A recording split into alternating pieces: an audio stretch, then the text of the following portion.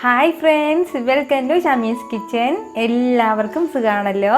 ഇന്ന് നമ്മൾ തയ്യാറാക്കുന്നത് വളരെ ടേസ്റ്റി ആയിട്ടുള്ള നല്ലൊരു മുട്ട റോസ്റ്റാണ്. എന്നാൽ ശരി, നമുക്ക് വീഡിയോയിലേക്ക് പോകുന്നതിന് മുന്നേ നമ്മുടെ ഷമീസ് കിച്ചൻ ചാനൽ ഇതുവരെയും സബ്സ്ക്രൈബ് ചെയ്യാത്തവരുണ്ടെങ്കിൽ അല്ലെങ്കിൽ ആദ്യമായിട്ടാണ് കാണുന്നതെങ്കിൽ പ്ലീസ് ഒന്ന് സബ്സ്ക്രൈബ് ചെയ്തേക്കണേ. ആ ഷമീസ് കിച്ചൻ്റെ തൊട്ടടുത്തുള്ള ചുമന്ന ബട്ടൺ ഒന്ന് ക്ലിക്ക് ചെയ്യുക. കൂടെ തന്നെ ആ തൊട്ടടുത്തുള്ള ബെല്ലേക്കും ക്ലിക്ക് ചെയ്യുമ്പോൾ ഓൾ എന്നെ പ്രസ് ചെയ്യണം. എങ്കിൽ മാത്രമേ ഞാൻ അപ്ലോഡ് ചെയ്യുന്ന വീഡിയോസ് എല്ലാം നിങ്ങൾക്ക് കറക്റ്റായിട്ട് നോട്ടിഫിക്കേഷൻ ലഭിക്കത്തുള്ളൂ. എന്നാൽ ശരി, നമുക്കിനി വീഡിയോയിലേക്ക് പോകാം. വളരെ സിമ്പിളായിട്ടാണ് നമ്മൾ ഈ മുട്ട വേവിച്ചെടുക്കുന്നത്. അപ്പോൾ അതിന് വേണ്ടിയിട്ട് ഞാനിപ്പോൾ ഇതുപോലൊരു പാനിൽ ഒരല്പം വെള്ളം വെച്ചിട്ടുണ്ട്. ആ വെള്ളം ഒന്ന് ചൂടായിട്ട് വരുമ്പോഴത്തേക്കും ഞാനിപ്പോൾ ഇഡ്ഡലി തട്ടിൽ കുറച്ച് ഓയിൽ പൊട്ടി കൊടുത്ത ശേഷം ഓരോ മുട്ടയും ഇഡ്ഡലി തട്ടിലേക്ക് വെച്ചിട്ടുണ്ട്. ഇത് നമ്മൾ ഈ ചൂടായ വെള്ളത്തിലേക്കും ചെറുതായിട്ടൊന്ന് ഡിപ്പ് ചെയ്ത് വെക്കണം. ഒരു 30 സെക്കൻഡ് മാത്രം ഒന്ന് വെള്ളം തിളച്ചാൽ മാത്രം മതി. നമ്മുടെ മുട്ടയെല്ലാം നല്ല കറക്റ്റായിട്ട് വെന്തിട്ട് കിട്ടും. നമ്മൾ സാധാരണ ഡയറക്റ്റായിട്ട് മുട്ട വെള്ളത്തിലിട്ട് തിളപ്പിച്ച് വേവിക്കുമ്പോഴത്തേക്കും ഏകദേശം ഒരു 5 മുതൽ 10 മിനിറ്റ് വരെ നമുക്ക് എടുക്കും നന്നായിട്ട് മുട്ട ഒന്ന് പുഴുങ്ങി കിട്ടാനായിട്ട്. പക്ഷേ ഇതിൻ്റെ ഒന്നും ആവശ്യമില്ല, ഒരു 30 സെക്കൻഡിൻ്റെ ധാരാളം. അതിന് മുന്നേ തന്നെ നമ്മുടെ മുട്ട കറക്റ്റായിട്ട് വെന്തിട്ട് കിട്ടും. അപ്പോൾ നിങ്ങൾ ഒരു തവണയെങ്കിലും ഇതുപോലെ ട്രൈ ചെയ്യുകയാണെന്നുണ്ടെങ്കിൽ പിന്നെ നിങ്ങൾ ഇതുപോലെ മാത്രമേ ട്രൈ ചെയ്യുള്ളൂ. കാരണം നമ്മളിത് സിമ്പിളായിട്ട് പെട്ടെന്ന് തന്നെ വേവിച്ചെടുക്കുന്നതാണ്. അപ്പോൾ ഇതുപോലെ ഇങ്ങനെ വെച്ചിട്ട് മുട്ട റോസ്റ്റ് മാത്രമല്ല, നമ്മൾ സാധാ ബുൾസ എല്ലാം തയ്യാറാക്കില്ലേ, അതും ഇങ്ങനെ തന്നെ കഴിക്കാവുന്നതേ ഉള്ളൂ. ഇനി പെട്ടെന്ന് തന്നെ ചടപ്പടയെ നമ്മുടെ കറി കൂടി തയ്യാറാക്കിയെടുക്കാം. നമ്മുടെ ഈ കടായി ഒന്ന് നല്ലതുപോലെ ചൂടായിട്ട് വരുമ്പോഴത്തേക്കും ഇതിലേക്ക് നമുക്കിനി 1 ടേബിൾ സ്പൂൺ അളവിൽ മുഴുവൻ മല്ലി ചേർത്ത് കൊടുക്കാം.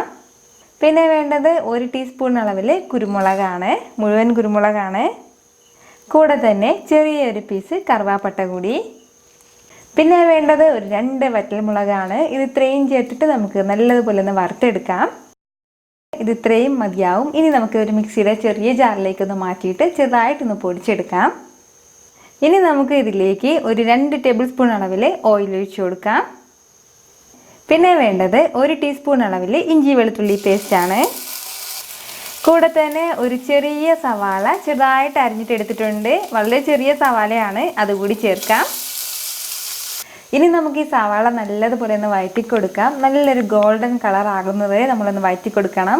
ഒരല്പം മാത്രമേ ഉള്ളൂ, അതിൻ്റെ പേരിൽ പെട്ടെന്ന് തന്നെ ഒരു കളർ മാറിയിട്ട് വരും. ഇപ്പോൾ നമ്മുടെ സവാളയുടെ കളറൊക്കെ നല്ലതുപോലെ മാറിയിട്ടുണ്ട്. ഇനി നമുക്കിതിലേക്ക് നമ്മൾ നേരത്തെ പൊടിച്ച് മാറ്റി വെച്ച നമ്മുടെ മസാല കൂട്ടി ചേർത്ത് കൊടുക്കാം. ഇനി വേണ്ടത് ഒരു 1/4 ടീസ്പൂൺ അളവിൽ മഞ്ഞൾപ്പൊടിയാണ്.